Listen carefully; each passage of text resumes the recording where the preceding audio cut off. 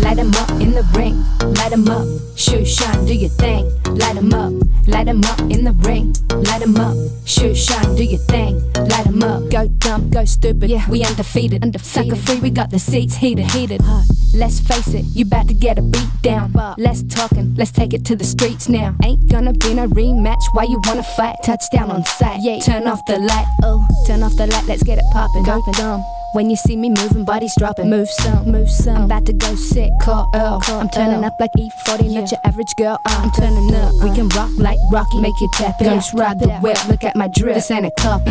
We got a night if you wanna throw hands. When they see me fight, they wanna throw bands. Go dumb, go stupid, yeah, we undefeated. Sucker free, we got the seats heated. Light 'em up in the ring, light 'em up, shoot, shine, do your thing. Light 'em up in the ring, light 'em up, shoot, shine, do your thing. Light 'em up. It's time for the main event. It's the Shoe Shine.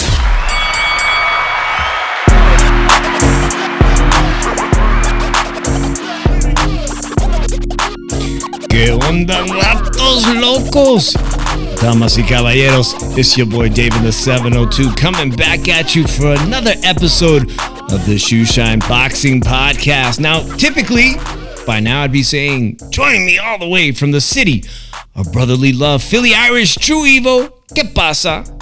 But Drew's laptop is updating. Now, I waited. Now, I'm so happy Drew's got a brand new gaming laptop. He can use that microphone that we had gotten him for the show. And so now he could use that. He could use his lighting. He could use his good webcam. But it is updating, so I guess he'll be joining us shortly.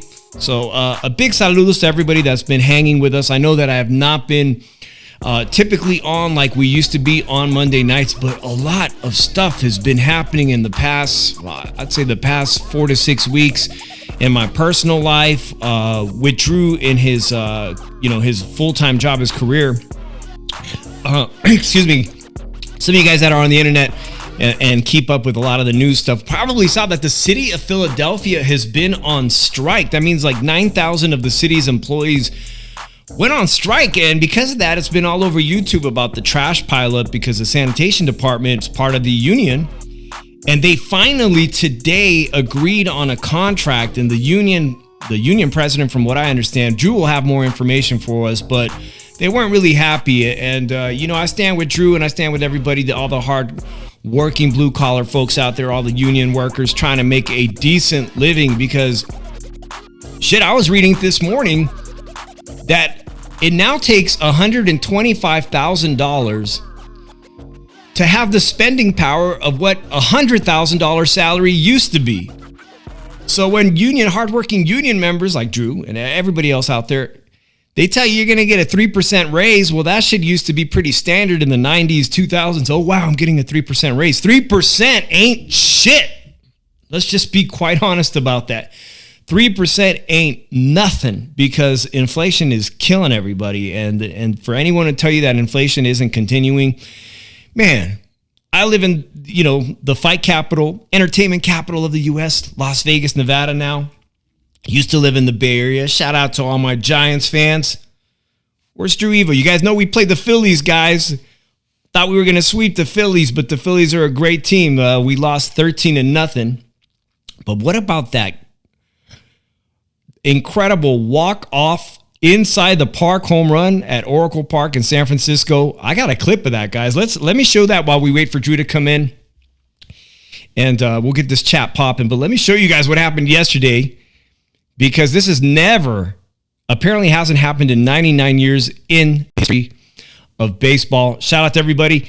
Wiley Coyote in the building. Miss Bitch, I appreciate you. Jose El Compita, good to see you, man. Here it is, guys. Yesterday, Drew's not here. Let me gloat. Shout out to all my Bay Area SF Giants fans.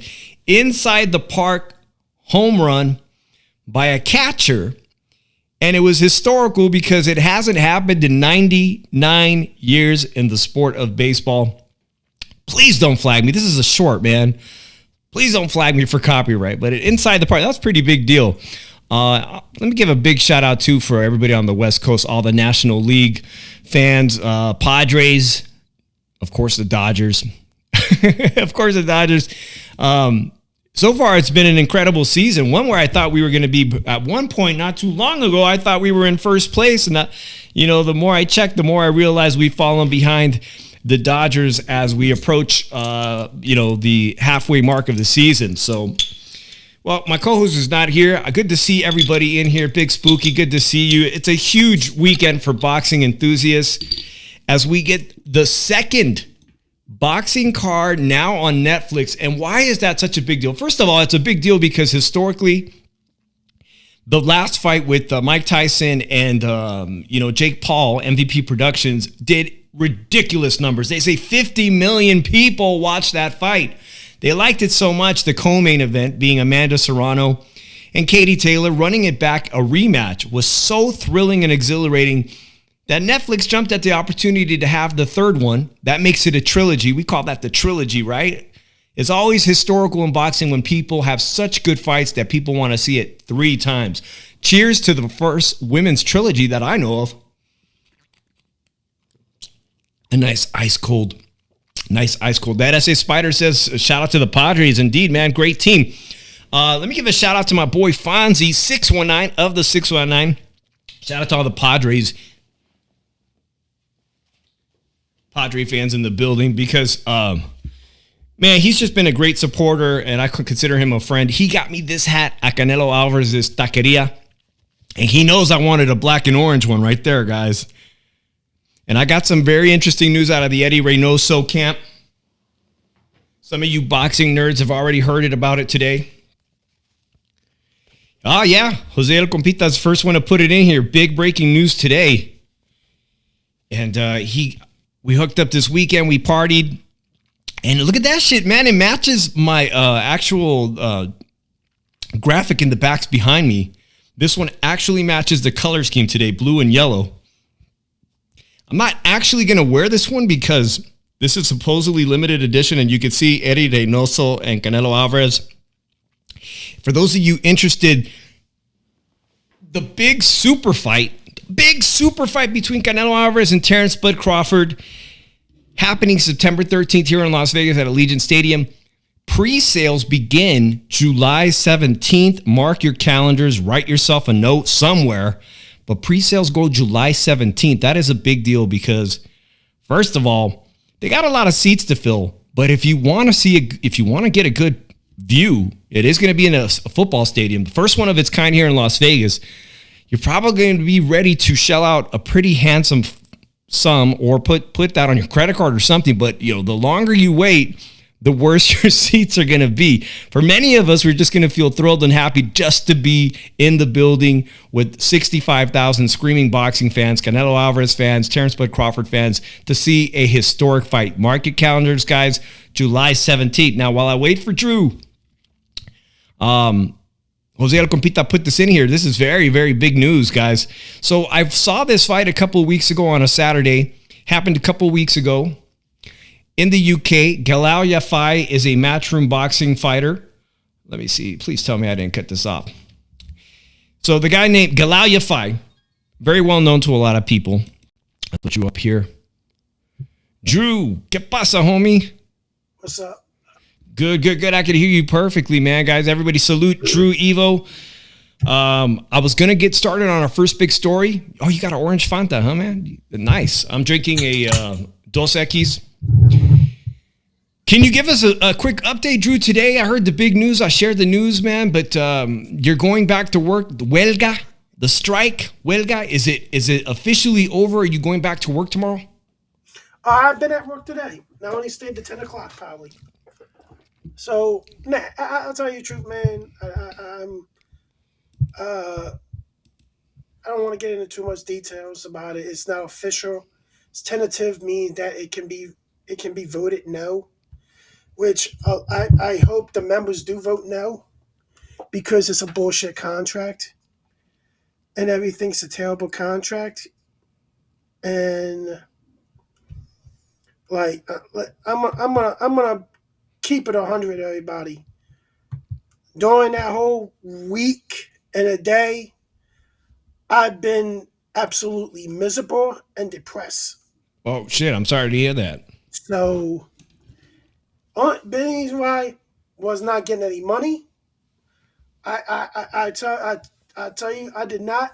I got paid probably one day and maybe a holiday pay that week, and I missed 2 days this week. So I did get a strike fund check, so it's not much, and I'm probably gonna work Saturday to make up for one of the days. But I do have a little bit of money, so I should be all right. And I think the first check of next month I'll be straight. But other than that, I think I'm still really pissed off about it because of the events that happened during the strike, and they cave in and they cave in for bullshit at the end of the day. And to tell you the truth, I kind of figured it would because like they're known for breaking, and I don't know, like to be honest, I think I gotta like plan shit. I gotta hear plan my you. future. Well, Drew, I got some good news. And by the way, guys, I'm no stranger to watching strikes here in Las Vegas. Actually know some people that were arrested on the Strip about a year back when most of the hotel casinos went on strike. And they did stage a protest on the Las Vegas Boulevard, and some of the union members got arrested. And then the Virgin Casino, where I love to go see fights, they had a strike for over 6 weeks, Drew. And they had tons of scab workers keeping that hotel. Of course, I'm glad nobody crossed the picket line over there for the most part. They did. Some of them did. Four people crossed the picket line, and they're probably going to get kicked out of the union. But to tell you the truth, I don't blame them for doing it. Well, Drew, I've got some good news. I know it's not much, but the prior week, man, I want to give a big thank you and shout out again to one of our great mods on the channel, SB and Martinillo. A big shout out to Martinillo. I have not seen Martinillo in a while. Martinillo last week, Drew, dropped our first ever $100 super chat. That makes us eligible this month for a YouTube paycheck. I believe sometime I hope it comes this one on the 21st, but I'm more than happy and glad to split that with you, Drew. I'll just PayPal or Cash App you that. So a big thank you, Drew. The first one, last week we did a show with Mario. Shout out to Mario, Infighting Hub on YouTube, and Martinillo dropped a $100 super chat. So I will be splitting that with my co-host, Drew. That being said, back to that comment that Jose El Compita put up on here. Drew Galao, everybody knows him. Not so many people know Francisco Rodriguez. I picked him. I think you also picked him. In a stunning announcement this morning, VADA, the Voluntary Anti-Doping Association out of Las Vegas, who did the testing for it for the UK British Board of Control, that's like the Nevada State Athletic Commission, they announced that he popped dirty. All right, so here it is. Here's the official announcement.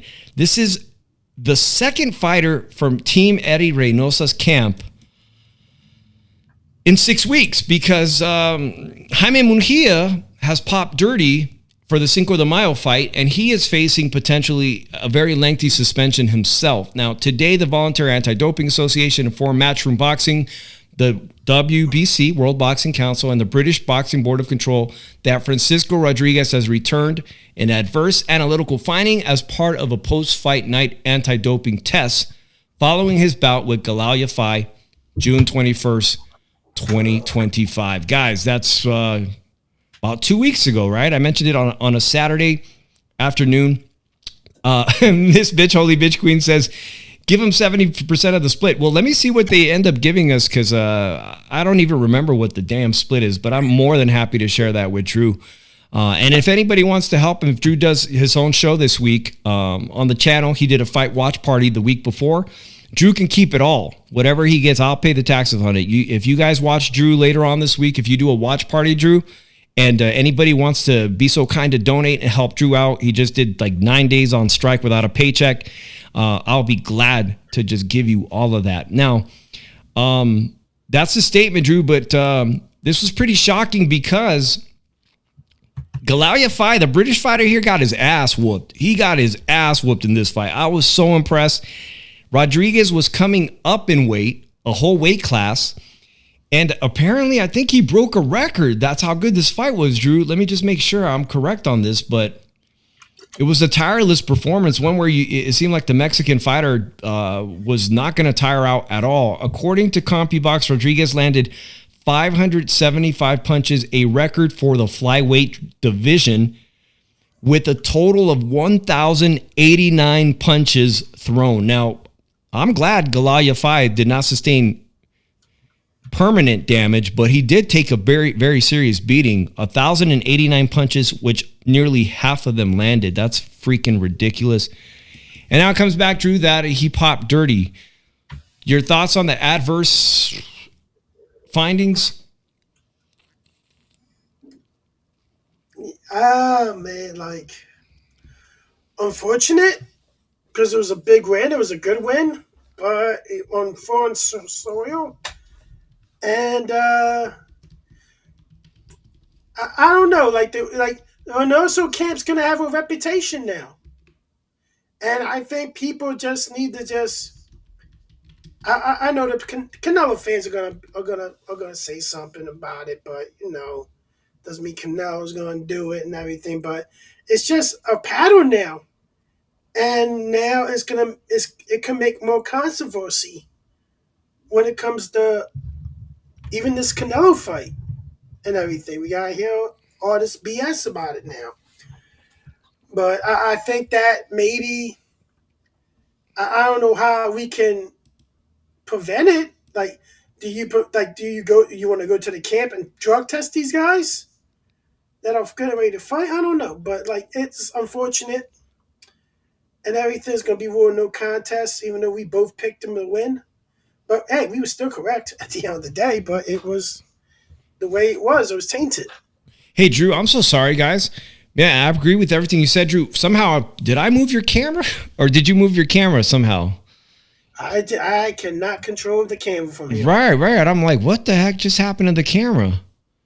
He's itching me away while I'm doing this. What the fuck? And it won't let me grab your camera? That is weird. Hey, Wile E. Coyote, I did see that interview as I try to mess with Drew's camera here and figure out what I did. I saw the Ben Askren coming out of the coma, and I was shocked. I can't even recognize Ben Askren, and it's just, it's amazing that people were able to contribute to his fund to get that double lung transplant, and I hope he recovers 100%. He looked like a shadow of himself, but thank God he's going to get a chance to live, and thank God to everybody that contributed and helped him out on that. Drew, let me just minimize you really quickly. Let me see if I could. That's weird.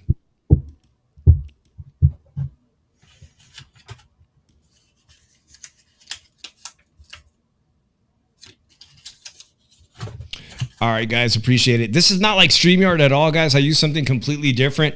StreamYard is great because you just, it has all the presets ready. And sometimes when things go wrong, it's like, oh, shit, what did I do? On the subject of Ben Askren, guys, yeah, continue to pray for him. And I hope he makes a full recovery and is able to live a decent quality of life. He barely looks recognizable. But I was reading an update. I talked about this fighter from Japan, Shigeoki. He fought as the co-main event against a Filipino fighter. He was on the undercard of that Vegas fighter that I had talked about here who went to Japan and defended his title. Him on the co-main was wheeled off, fell into a coma or was induced into a coma because of a serious brain bleed, and they did have to saw a portion of his skull off to relieve the pressure. He himself is barely coming out of a coma, and he's not speaking yet. So continue to have this fighter, Shigeoki, in your prayers. He will never fight again, obviously.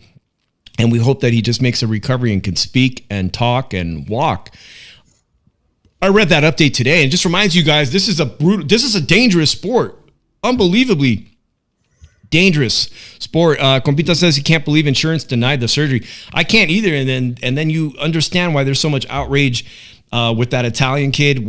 People supporting the Italian kid that he did what he did to the insurance president of United Healthcare. I personally don't believe he needed to do that, but you could see why people are so frustrated because they do deny people medical surgeries they need, and then family members die. It's unbelievable in this country that even happens, and that Ben Askren had to go to crowdsource money to save his life, man. So I'll continue to pray for him.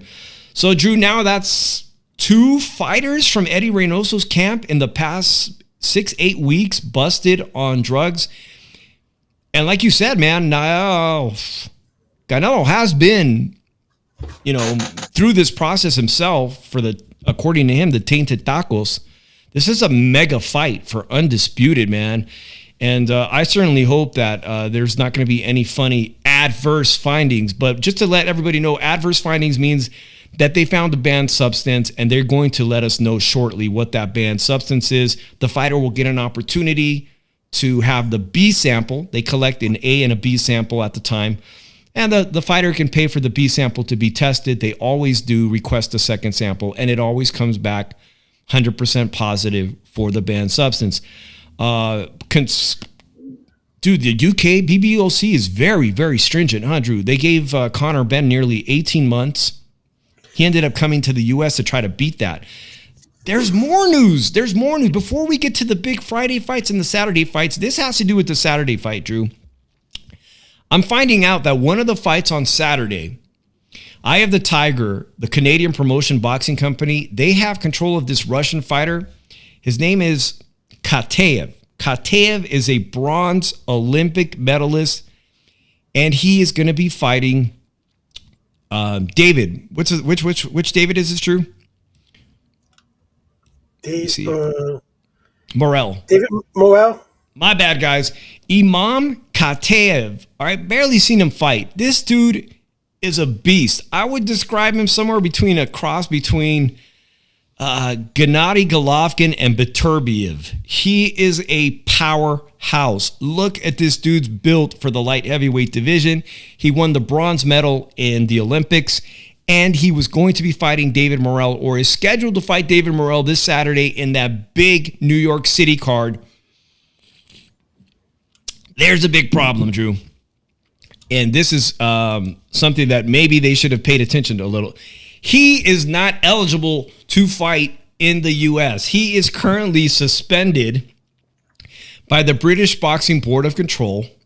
Actually, no, he's suspended. I don't want to get the right. The problem is I'm not sure who suspended him, Drew, but in 2024, this suspension's already, it's April, right? He was suspended for 2 years by, I think maybe it's the Olympic one. Nonetheless, he was busted for clomiphene, which boosts your testosterone to astronomical levels. It can boost your testosterone levels to 1.5.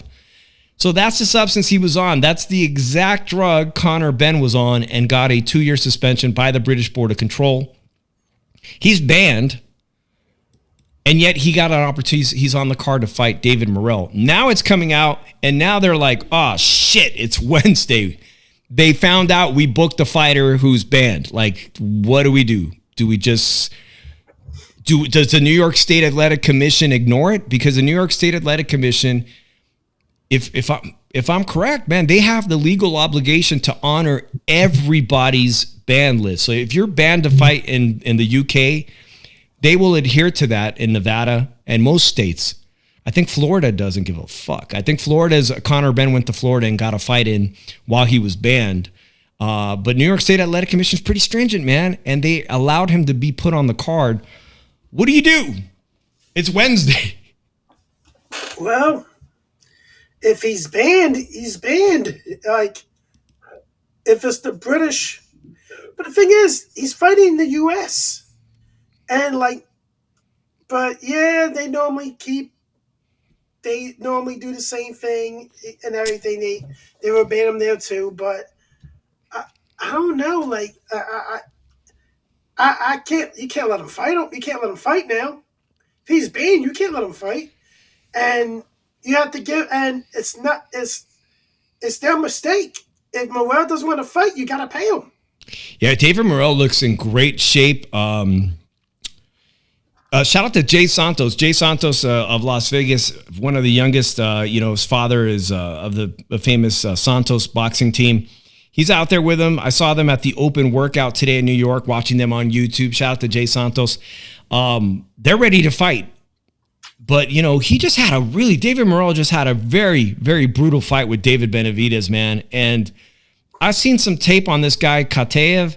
And this is a straight up 50-50 fight. He's a very, very dangerous puncher. And I honestly didn't like what I saw against the fight against David Benavidez. I thought that Morrell's power was going to keep up with David Benavidez, and it didn't. And it makes me wonder, he kind of struggled with that other fighter, Hot Rod, as well, when they fought in LA. He kind of struggled there too a little bit. I think the last couple of fights, Morrell went away from what got him there.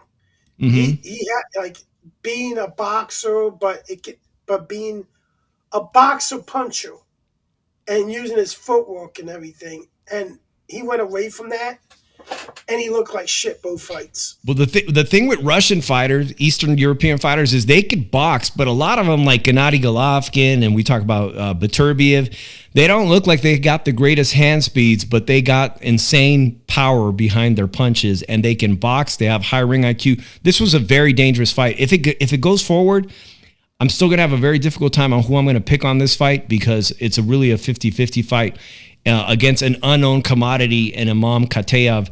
And I never doubt these Russian fighters anymore, man. We've seen enough of the Eastern European fighters who've come in and played big upsets. You saw what that guy did to Tim Tszyu in just 3 rounds, right? Nobody anticipated that.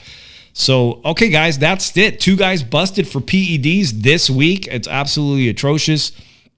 Again, Wally Coyote, thank you so much. Keep Ben Askren in your prayers. And I still don't know if it was MVP's Jake Paul that donated the bulk of that for him to have that procedure, but it's truly was life-saving. Man. Drew, there's some big news, big fight ahead. Another thing of big news that I want to get off before we get into our fight predictions for the rest of the week. This is it. David Benavidez. Speaking of David Benavidez and the light heavyweight division, Riyadh season, Turki Al-Sheikh announced it, a massive fight on Thanksgiving weekend. It looks like it's going to fall on that Thanksgiving weekend. Huge implications. David Benavidez versus Anthony Yarde, a solid British light heavyweight who himself is a powerhouse, has faced every great light heavyweight in my opinion. Then you got this fight, the one I didn't think would happen. Devin Haney comes back. He wants to try to become welterweight champion against the red-hot Brian Norman Jr. He's tripping. Abdullah Mason up for a vacant 135-pound title. Jesse Bam Rodriguez, that's going to be fighting July 19th in Texas. Unification, one step away from becoming, actually, if he beats Cafu July 19th, this will make him undisputed if he gets past Fernando Martinez of Argentina. A spectacular fight, the best fight in Jesse Bam Rodriguez's division. What do you make of this amazing card? Well, is it amazing to you? Not really. No, he says no. No, because here's the thing. Anthony Yarde is already beaten, washed up, battered and everything. It doesn't impress me that David is going to fight him now. All right, so you see a perfect timing. He's washed up. Yarde is washed up. He's not a top light heavyweight anymore. He's a guy who's lost to all the top light heavyweights. Yeah, he's a gatekeeper at most now. Okay. I guess he's a gatekeeper. So it could pan out that way, that David Benavidez blasts through Anthony Yarde. Again, I give him one thing, and that's he's very durable and very strong. I'd rather see the fucking Cam Smith fight. All right, so let's just presume David Benavidez blows through Anthony Yarde. He's overmatched. He's a gatekeeper. He's washed up. He's been around for a long time in the division. The co-main, which is an incredible fight, Devin Haney, once upon a time, gave us a classic with Lomachenko at 140 pounds. It hasn't been so great. He looked like shit against Fresno's Jose Ramirez. And now he wants to fight one of the hottest fighters in the welterweight division. Is this also going to be a one-sided ass whooping? No, I'm going to fucking fall asleep for it because it's going to be a boring-ass fight. I'm sorry, it's a boring-ass fight to me. I think Devin Haney became a boring ass fight. Is a boring ass fighter now. He kicks a good shot. He doesn't want to fight. So I could care less about seeing Devin Haney box. And like Brian Norman, it's a shame. Brian Norman's gonna have to really cut the ring off and really cut the ring off every fucking chance he gets, and nail him. And do I doubt? Do I think he's gonna do it? Probably not. That's why it's gonna be a boring fight. Well, if Brian Norman gets the kind of performance he gave against the Japanese fighter Sasaki just weeks ago, I really think we could see Devin Haney on those chicken legs, on shaky ground all over again like he did in that fight with Ryan Garcia. Good to see Veronica. Thank you so much last night for the shout out and on good friend Zelly's show, first show out there. Thank you so much for that. And yeah, I was thinking, Drew, I don't know, but I heard Veronica in the chat here on a show last night. I don't know why she just doesn't come on here and participate as one of our third panelists for a segment, especially with women's boxing. So let me know if you'd like to do that today. I'll put you on here for some women's boxing picks. Good to see AC Walker was good with you, man.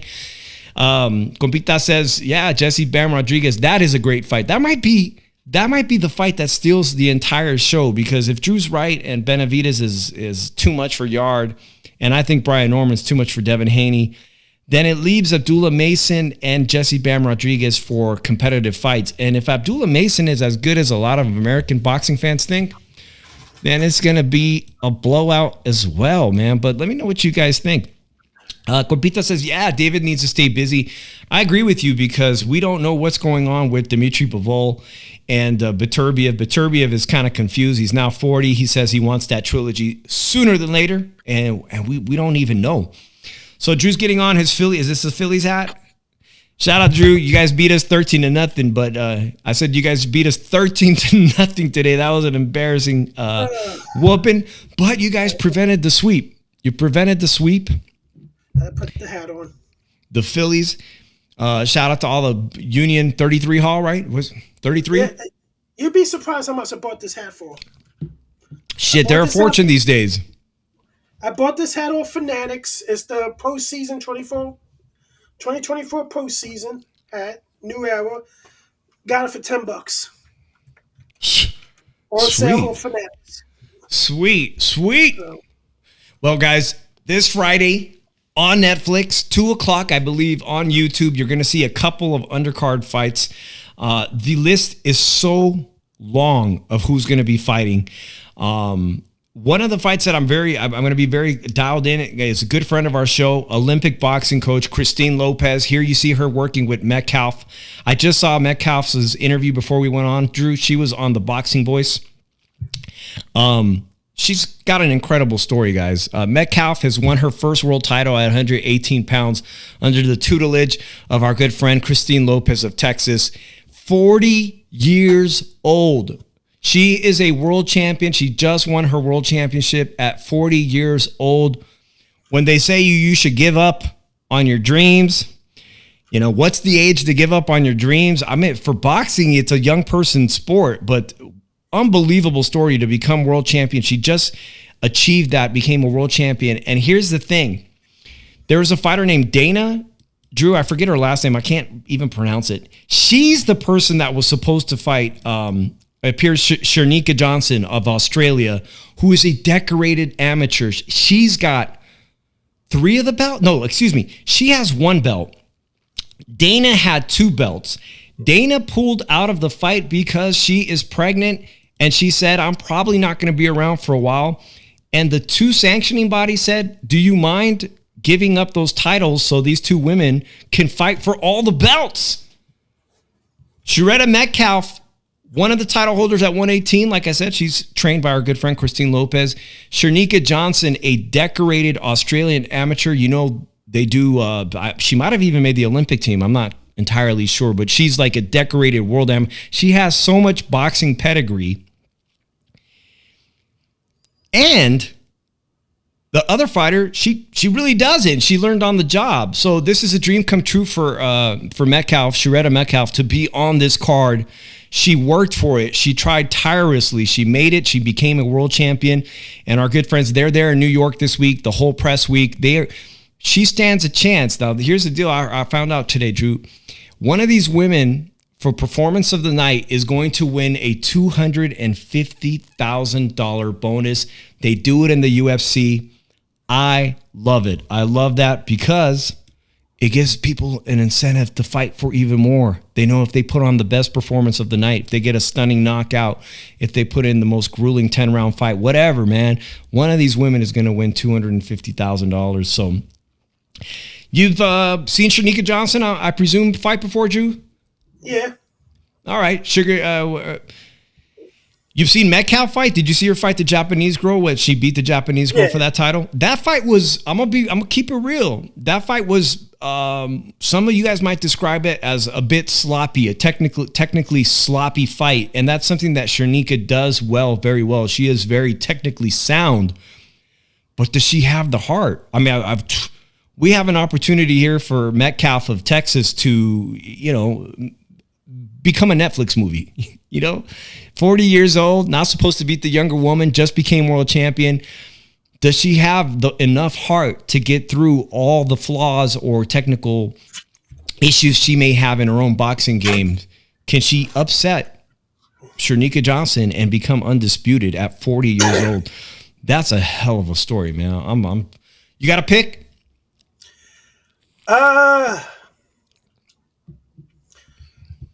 I think she's gonna have. I think she's gonna have to make it rough. I like that. Johnson. And I think Johnson's only loss was the fighter was the girl that fought her was rough as shit with her. And I think that's the only way Metcalf's gonna have a chance to win is she makes this a rough fight. So I'm gonna probably pick Metcalf to win by decision. I appreciate that. I think she'll be able to. That'd be great. I just responded earlier to a post that Christine Lopez, she's having the great time of her life in New York City. Also, guys, last week, Gail Falkenthal was in the chat, and you guys, maybe some of you had subscribed to her channel. We appreciate that very much. Gail is out there covering. You can go on her channel on YouTube. She has some great interviews with some of these women champions that are going to be fighting. She's going to be there Friday and I believe Saturday at the big fight in Queens that headlines Berlanga, so you guys can go check her out there too. This fight is going to be very interesting because we have not seen somebody that I used to joke with that I think you're very fond of her.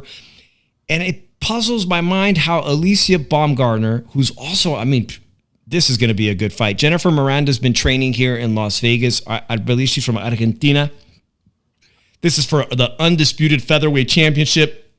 She's tall. She's rangy. I haven't seen Alicia fight in a very long time. And what boggles my mind, unfortunately, Drew, is that somehow Alicia, who tested positive for substances, the banned substances were androgenic, meaning they were the type of steroids that actually bodybuilders take, exogenous testosterone. That's what she was busted for. How on earth did none of the sanctioning bodies strip her of her titles? She went to court. She defended herself. She didn't prove that she didn't not take these substances. Somehow she's still the undisputed super featherweight championship. I don't agree with that. I'm actually really quite disgusted. I thought she should have been stripped of all her titles and been forced to win them back one by one, proving that she was a clean athlete. That's just me.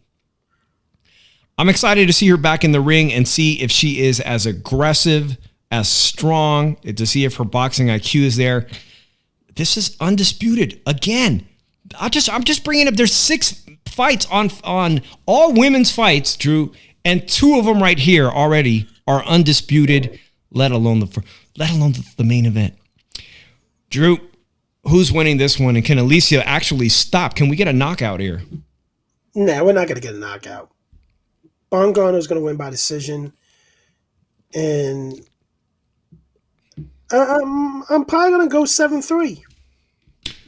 7-3, and this is all taking place on Netflix this Friday night at Madison Square Garden. I'm excited to see her back in there because one woman that is not on this card, because she's with Top Rank, is Michaela Mayer.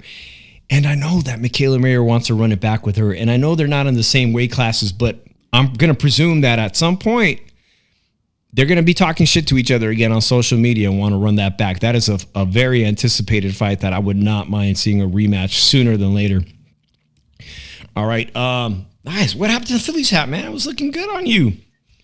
It was hurting my head with this on. Oh, yeah. I did a little homework today, guys. Look at all my notes. They look like shit, my chicken scratch. Main event.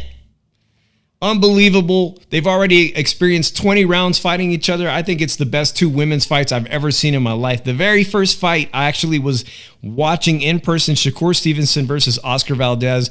I whipped out my phone at the fight here in Las Vegas, and everybody behind me was asking me, who's winning the fight? Who's winning? Is Amanda winning the fight?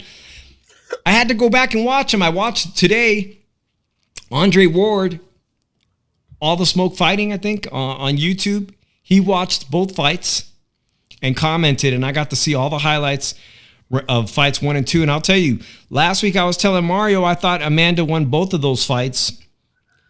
Well, shit, I haven't watched them in a long time, and I stand corrected. I just saw the first one all over again, round by round.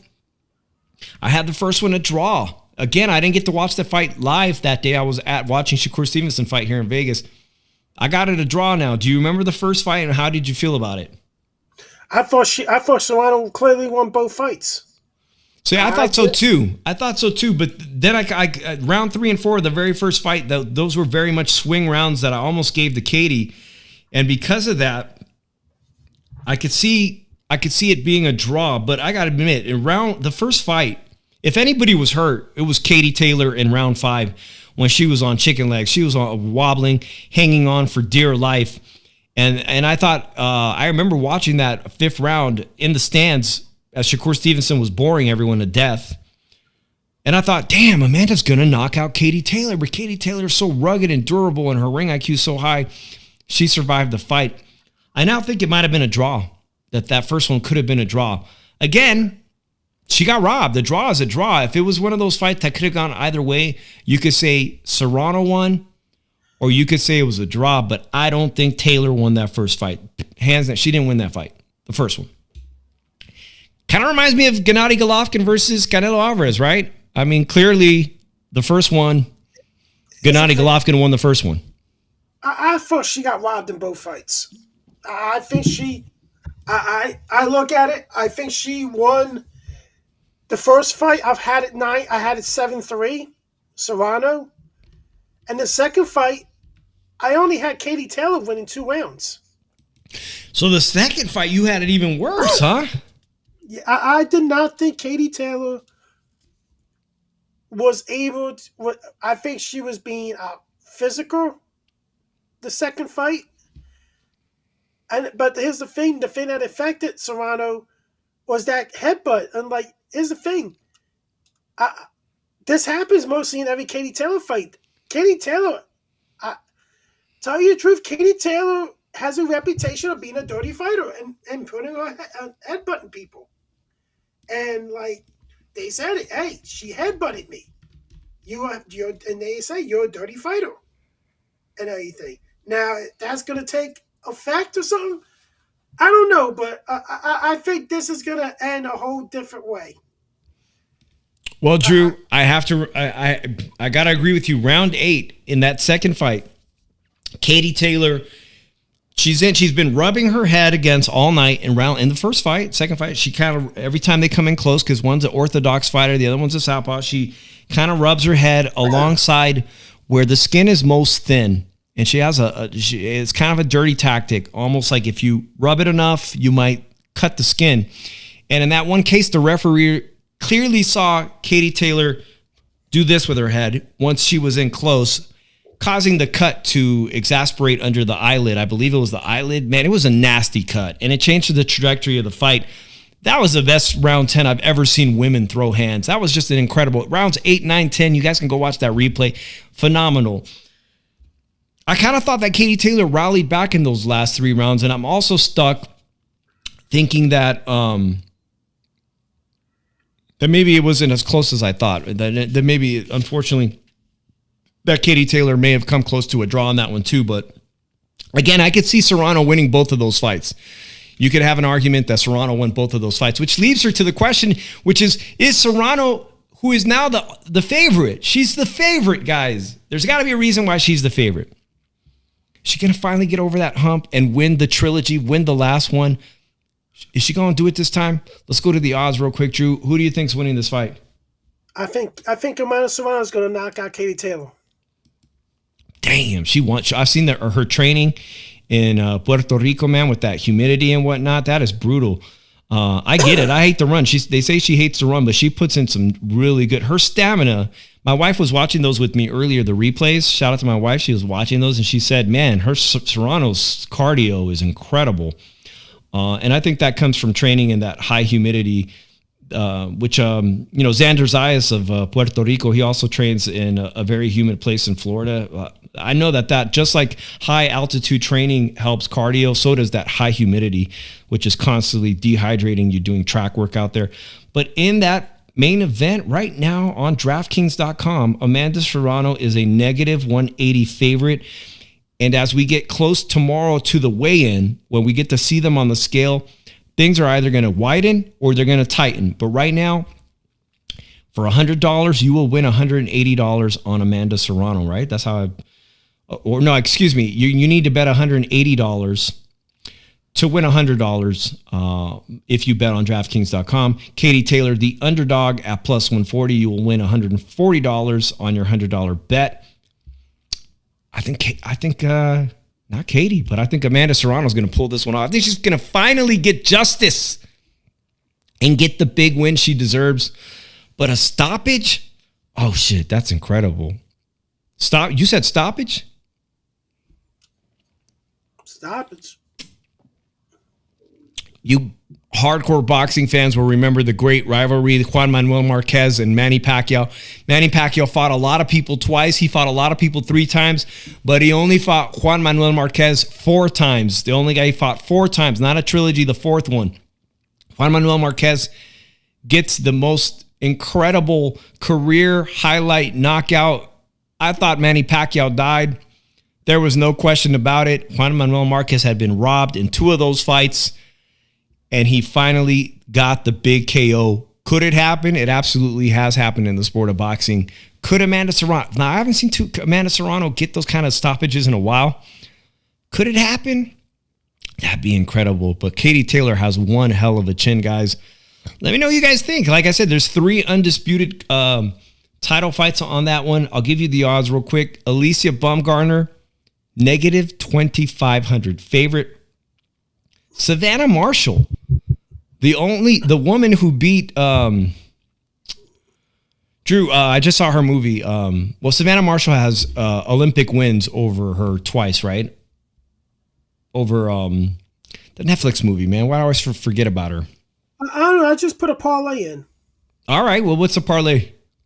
I put Metcalf, Savannah Marshall to win by decision, Alicia Baumgartner by decision, Amanda Serrano money line, Shakur Stevenson by decision, Hamza Shiraz by KO.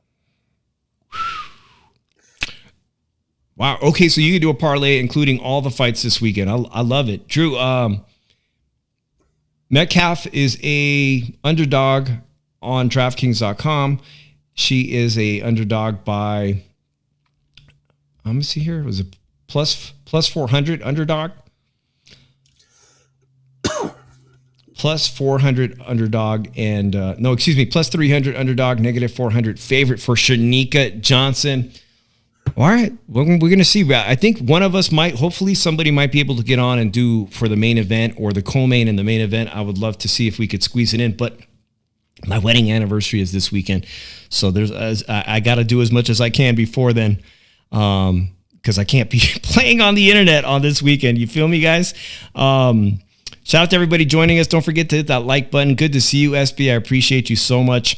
Let's see here. Let's get on to this fight Saturday. All right. This was on the couch. Shakur versus William Zepeda. That's a match that I cannot wait for, guys. I have a couple videos from, let me just play a couple of these videos. Oh, no, it's not that one here. My bad, guys. These are videos from, where are my videos at? Here we go.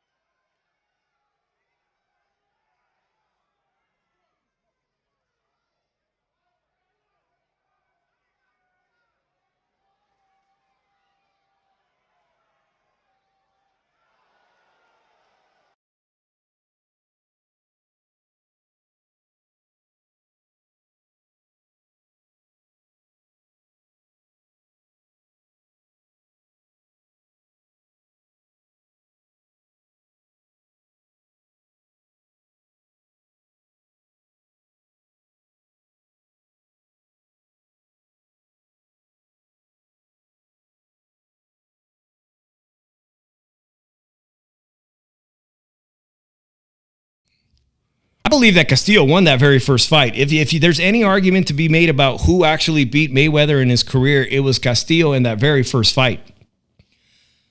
Will the volume of William El Camarón Cepeda, the only lightweight to break a lightweight record for most punches thrown in a fight, will he be able to overcome the impetuous defense plus minus statistics that Shakur Stevenson has produced? He is one of the most boring championship fighters, but he also is a defensive genius. He makes you miss by a matter of an inch, at times even less.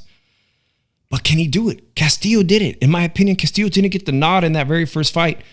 Can he overcome all of this? The ring is not going to benefit William Zepeda. It's going to benefit Shakur Stevenson to move around. No, but I think this might be a boring fight too. You think Shakur will make it boring like usually all his fights? Yeah, I just don't see it. I think he could time Zepeda. But I think this fight's going to be boring as fuck. Well, this graphic here, I can't believe I woke up one morning this week to Twitter, and I had been following whether or not what size the ring was going to be. Obviously, Turki Al-Sheikh had been mentioning maybe he was going to go with a much smaller ring than anticipated. And then somebody had put up some shit on X, Twitter, that the ring was actually going to change sizes throughout the rounds. And I actually, for a moment, believed it before I started to realize how is this even mechanically possible that the ropes, because the ropes are made out of steel, right? They're like steel tension ropes covered.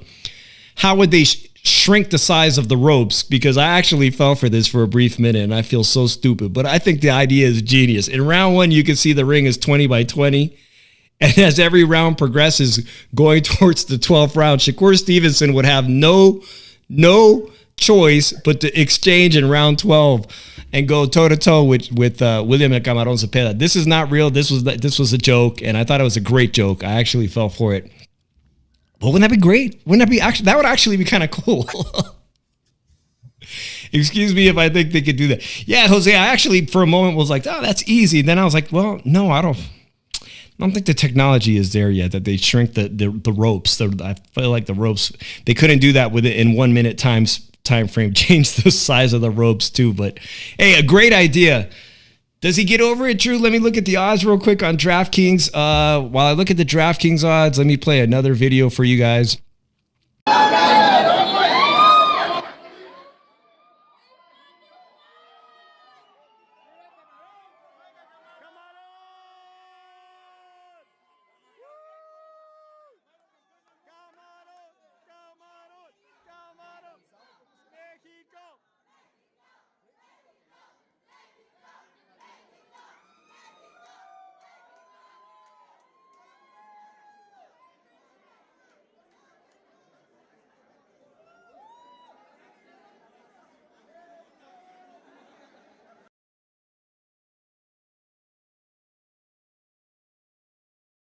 Shout out to him. While I get the odds, William Camarón Cepeda is a plus 700 underdog. And you're going with Cepeda? No, on that parlay? All right, you're going with Shakur. He's a favorite. Negative 1,200 favorite. What can you say? There's some, of course, I mentioned David Morrell is going to be fighting. According to DraftKings, he's still listed to fight Imam Kataev, who earlier in the show, I guys revealed that he's actually banned and not supposed to be fighting at all. He was busted for clomiphene, and yet he's on the card. So I don't know if the New York State Athletic Commission is going to request that this fight be canceled, or if they'll find a replacement, or if they'll let it go forward. But at the moment, David Morrell is a favorite, negative 600. I love David Morrell when he was fighting at super middleweight. If he does fight this guy, I think the odds should be a lot closer. I can't wait to see a stare down, which I'll probably see the press conference tomorrow, and we'll see a weigh down at the weigh-in. We'll see a final stare down potentially, but I think the odds should be a lot closer. 140-pound division, Alberto Puello. I know it's late. We're wrapping it up, Drew. And I know Drew's got to go to work tomorrow, guys. But Alberto Puello, speaking of cheating, Alberto Puello was a titleist at 140 pounds, and according to him, he had his title stripped because he was on a very similar drug. He was on Clomid, not clomiphene, Clomid. Said the doctor prescribed it to him because him and his wife were having fertility issues. He's fighting former Puerto Rican champion Subriel Matias, Dominican fighter versus Puerto Rican fighter. Excuse me while I cough. Excuse me, guys. Alberto Puello, a negative 120 favorite. Subriel Matias. How could you both be under negative 120 and negative 105? That don't make any sense. True. Subriel Matias was outboxed by the Australian fighter, right? Liam Powell, who hasn't, he hasn't done anything in the division after that. Prior to that, Subriel Matias was the dark horse. Nobody wanted to fight him. I even at one thought Subriel Matias could beat everybody in the division. Alberto Puello's undefeated. He got his title back. He earned his title back after the Clomid thing. Like he said, he got Clomid for infertility issues, and he did make a baby with his wife, so shout out to him. Clomid is a banned substance that works like clomiphene, increases the shit out of your testosterone. So this is a tough one, but I got to go with the guy who's red hot right now in Alberto Puello. But man, could Subriel Matias knock him out? Puello's a big guy. He's a big fighter. Who do you got on this one? I got Puello. Alberto Puello. All right, he is the current champion. I think that fight's going to be pretty damn exciting while it lasts. I have seen Subriel Matias get hurt in the past, but it all depends on which version of Subriel Matias we get. Also on this card is the main event. Edgar Berlanga claims he is repeating his threat to Oscar De La Hoya that he's going to slap Oscar De La Hoya this weekend. I want to see it. You want to see him get slapped? Yeah, I want to see him try to slap him. I want to see if Oscar hits him. You want to see him get slapped for bringing in some coming out in his nasty thong underwear, doing his. And by the way, Oscar said he was going to do an emergency clapback this weekend or today. So I don't know if he put it out there, but if he does, I'll probably go live tomorrow and we'll do a reaction to Oscar's emergency clapback because he's fully prepared for whatever Edgar Berlanga is going to bring to the table this weekend. Oscar's going to be there, obviously, for the co-main event, which is his fighter, El Camarón Cepeda. In the main event, what do the odds look like coming up in weight from 160 to 168 after a disappointing loss to the middleweight champion? I thought Shiraz was going to be the big thing in the middleweight division. I thought he was going to get past Carlos Adames. I don't think it was a draw. I think Carlos Adames got robbed. Even Turki Al-Sheikh was running into the ring to give advice to his fighter. Hamza Shiraz is ridiculously tall. I think he's 6'3", maybe even taller. He has height. Edgar Berlanga, guy's walking around like a cruiserweight and melting down to super middleweight. Very, very strong. In fact, today, the odds are surprising me. Hamza Shiraz, according to DraftKings, is the favorite. A negative 135 favorite. Does Turkey have any influence on this? Edgar Berlanga took a victory tour because he fought Canelo and he didn't get knocked out. And he thought, well, shit, look at that. The Mexicans love me now. Mexicans love me. I went 12 rounds with Canelo. A lot of people have gone 12 rounds with Canelo lately. In fact, Canelo hasn't had a knockout in how many years? 7 fights? Yeah, probably. Well, I'm going to say this, Drew. I'm not looking. I did not like the way Hamza Shiraz is bulked up to 168. He doesn't look strong at all. He's got noodle arms. I think if he gets caught with a good punch by Edgar Berlanga, we could see Hamza Shiraz for the first time in serious trouble. Now, there was one really good fight against Amo Williams where I saw him face adversity at middleweight, and I thought Hamza Shiraz made some really good adjustments, came back, boxed very smartly, exchanged when he needed to. With Edgar Berlanga being such a good power puncher, I'm not going to be surprised if Hamza Shiraz gets dropped in this fight at least once. He is the favorite, but he has the tools and the gifts and the advantages to outbox Edgar. But Edgar's been Drew, if you've seen the face-off, man, Edgar's been trying to get in this dude's head nonstop. And I think there's only one reason why he's doing that is to get him out of his game plan. And obviously, Hamza Shiraz, he could box. Tell me how this fight goes. Brutal knockout, round 5. Hamza Shiraz and brutally knocks out Aaron Berlanga. Whoa. All right, guys. Hamza Shiraz by knockout. Drew, you agree with this DraftKings thing? Is there, let me see real quick on this fight with a knockout. Edgar Berlanga by knockout is a plus 260. Hamza Shiraz by knockout is a plus 270. $100 will get you a $270 payout. $200. Okay, Hamza Shiraz by decision, which I think is possible. If he boxes the perfect game plan and doesn't get hurt, you get a nice $200 payout for your $100. That's not bad at all. That's not bad at all, guys. It's a very exciting weekend. It's pretty late. I appreciate everybody that's been here. I am going to try to go live tomorrow. I got some great friends in town, so I want to see them, but I'm not sure what time. So hit the notification bell. And even Friday, Drew, if we can, if anybody's available to do a live watch party, or if I can, I'm going to come on and do the Katie Taylor fight, the last 2 fights if we can, Friday night. If you guys want to join us and watch along on Netflix. I know you got Netflix. I know y'all watched the Poop Cruise. Did you watch the Poop Cruise on Netflix?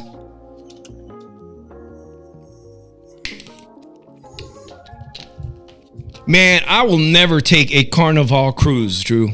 Never. I seen that. It's bad enough. I seen all the videos on YouTube, how people get down on the Carnival cruise. I know it's cheap, but I will never, let alone the poop cruise like Carnival. I'll never get on one of those boats. I was watching a thing. I watched so many Carnival cruise videos on YouTube that my TV recommended me a 5-star. YouTube recommended, hey, watch this video, 5-star Ritz-Carlton cruise. Then I found out the price, and I'm like, you know what? I'm just never going to take a fucking cruise. That's it. I'll never hop on a cruise. Jose Copita says he's looking forward to Happy Gilmore. So yeah, Wiley Creator says, let's do it Friday night for the main event. If you're home, we're home.